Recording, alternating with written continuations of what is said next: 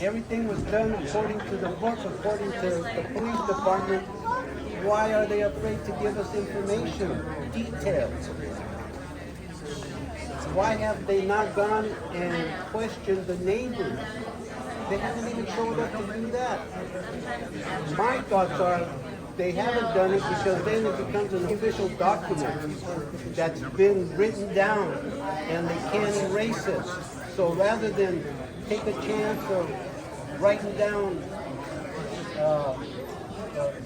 investigative information, it would be better for them if they did. And I don't know if that's the reason why they're doing that, but I believe it's because they understand that they did something terribly wrong, and now people are becoming aware of it. And another question I have also is, are those police officers that were involved in this situation, are they on leave while they investigate, or are they still out doing the job? This is not the first incident that's happened in Brentwood. They've had the K-9 unit attack suspect, and they got sued for it. So this is not the first time, and I'm not sure if it will be the last time something like this happens. It depends on what the city council does and how they respond. And one of the first steps that they should do is make sure that all the officers that were involved in that situation that day be taken off duty until they complete the investigation. And how can you be talking about investigation when you haven't gone and talked to the witnesses in the neighborhood? They're asking questions amongst each other. The police asking another policeman, what did you see? Oh, I didn't see anything. No, everything was fine. That's not how an investigation goes. You're supposed to ask everybody that witnessed it, that heard it, that were there when it happened. They came to the hospital while my wife was in bed, wanting to talk to me to get questions answered by me. I was not there. Why did they waste their time to come and ask me to give them comments? I couldn't. There was no way I could because they themselves would not tell me what happened. And to this day they haven't. What was your response when you saw the video?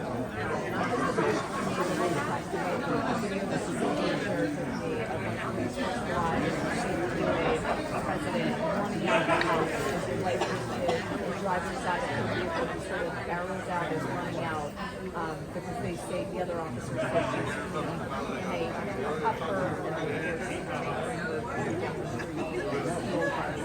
It's a video that you have seen.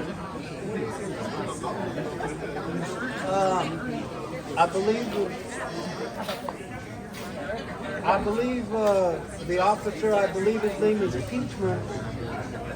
I'm not sure if he was playing to the crowd. That's what mystifies me, why he would act like that in front of witnesses in broad daylight. Why would he feel confident that he can do what he did to my wife, making her kneel down on the concrete with her hands handcuffed behind her back? We have been watching our grandkids for the last 9 years. We have 9-year-old twins and a 3-year-old granddaughter. We watch them every single day.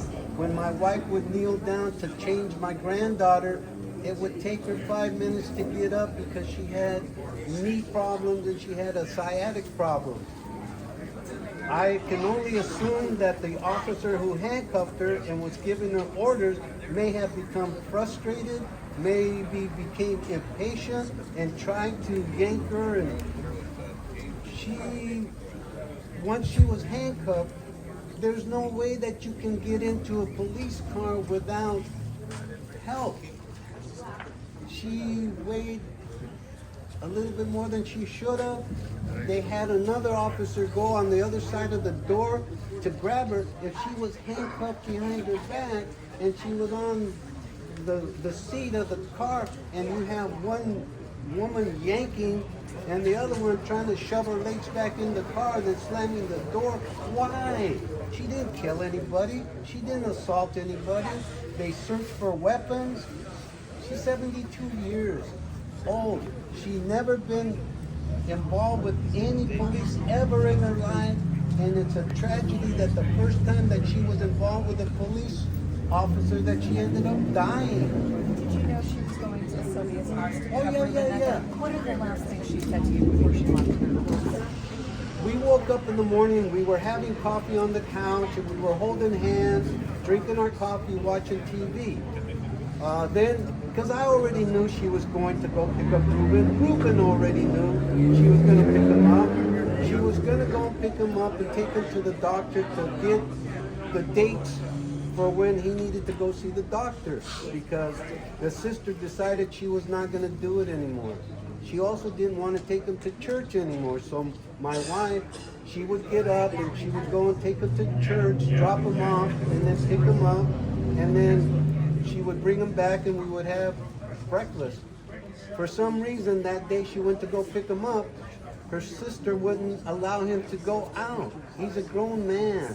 And even if she didn't go pick him up for an appointment, that's her brother. When cannot a brother or sister go and visit a brother or sister?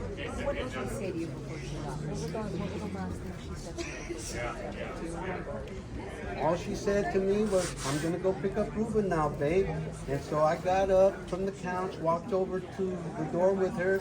We gave each other a hug and a kiss, and I told her, I'll see you later, babe. And she said, yes, I'll see you later. Well, after she had not come home in sufficient time, I started texting her, and she was not texting back. I started calling her. She wouldn't answer back on the phone. So all of a sudden, I get a call from the wife of my nephew, who said her mother was watching the police arrest my wife and trying to tow away the car. So I called the police and I said, I hear you arresting my wife. They told me she's on the way to the hospital. The hospital.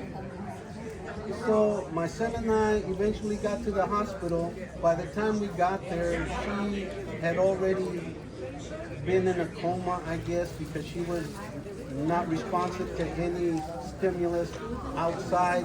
And so I sat with her in the hospital room for quite a while, and one of the doctors asked me what had happened to her, and I told him I don't know because I was not given any information. She had, you know, what regular people, not regular people, but people have. She had high blood pressure, she had anxiety, she had claustrophobia. So I know that, and also she was not very fond of people that she didn't know putting their makeup. So when they told me that, I knew something was wrong and I got scared right away. And that fear turned out to be true.